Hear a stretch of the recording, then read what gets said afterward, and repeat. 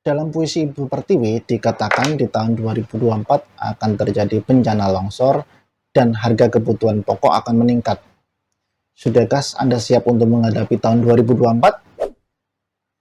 Selamat datang di Cat Moving Channel.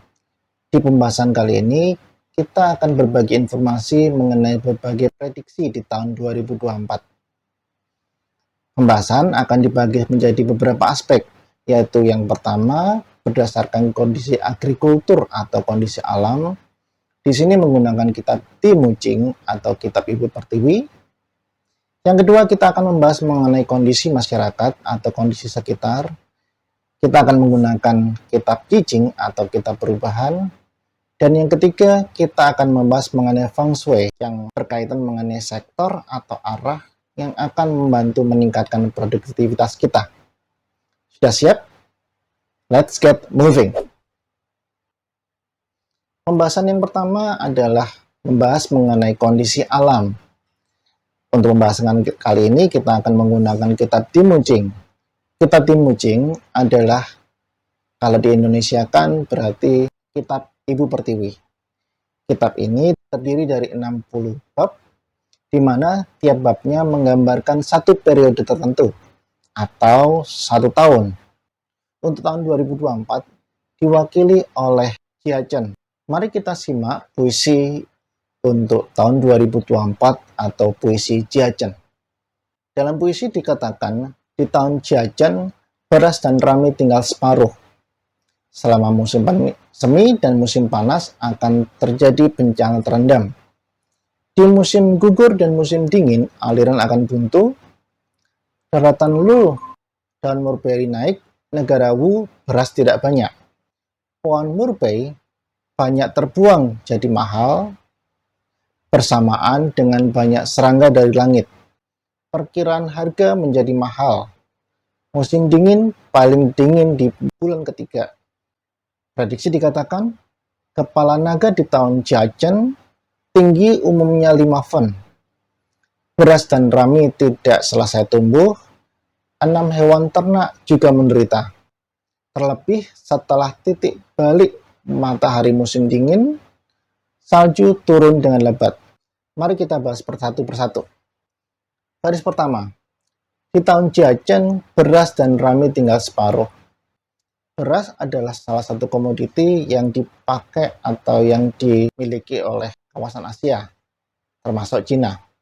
Rami, di sini yang dimaksud rami adalah tumbuhan semacam ganja, tapi bukan ganja yang psikotropika. Dia adalah ganja yang dipakai untuk berbagai macam kebutuhan. Dalam buku dikatakan bahwa di zaman Cina kuno, varietas rami yang digunakan itu untuk berbagai keperluan, seperti bahan pangan, obat-obatan, dan seratnya dipergunakan untuk membuat pakaian. Di baris kedua dikatakan, selama musim semi dan musim panas akan ada bencana terendam. Di musim gugur dan musim dingin, aliran akan buntu. Cina terbagi menjadi 4 musim, yaitu musim semi, musim panas, musim gugur, dan musim dingin. Musim semi dimulai dengan bulan Februari, Maret, April. Musim panas dimulai dengan bulan Mei, Juni, Juli. Sehingga bisa dikatakan berdasarkan puisi tersebut bahwa mulai dari bulan Februari hingga bulan Juni akan ada bencana terendam. Bencana terendam di sini bisa berupa longsor. Akibatnya di musim gugur dan musim dingin aliran akan buntu. Maksudnya di sini adalah perairannya akan menjadi buntu, transportasi menjadi terhambat juga. Di baris ketiga, daratan Lu dan Murpei baik, negara Wu beras tidak banyak. Dalam catatan sejarah, ada 2 daerah terpenting di Cina, yaitu daratan Lu dan negara Wu. Daratan Lu adalah penghasil daun Murpei, sedangkan negara Wu adalah penghasil beras.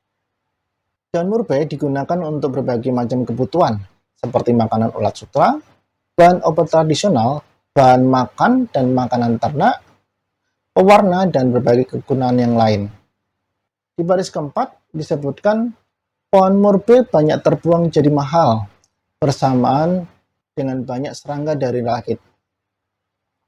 Di sini berarti menunjukkan bahwa dari pohon murbei tersebut daunnya yang terpakai hanya sebagian, jadi ada yang terbuang. Dijelaskan di bait berikutnya bahwa banyak serangga dari langit.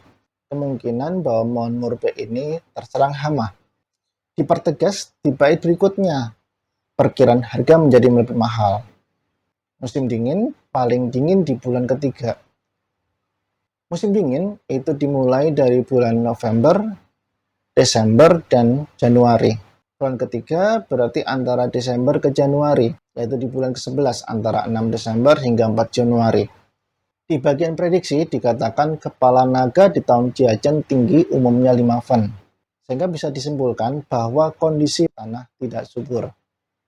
Pada baris berikutnya dijelaskan bahwa beras dan rami tidak selesai tumbuh, berarti ini kelanjutan dari baris sebelumnya.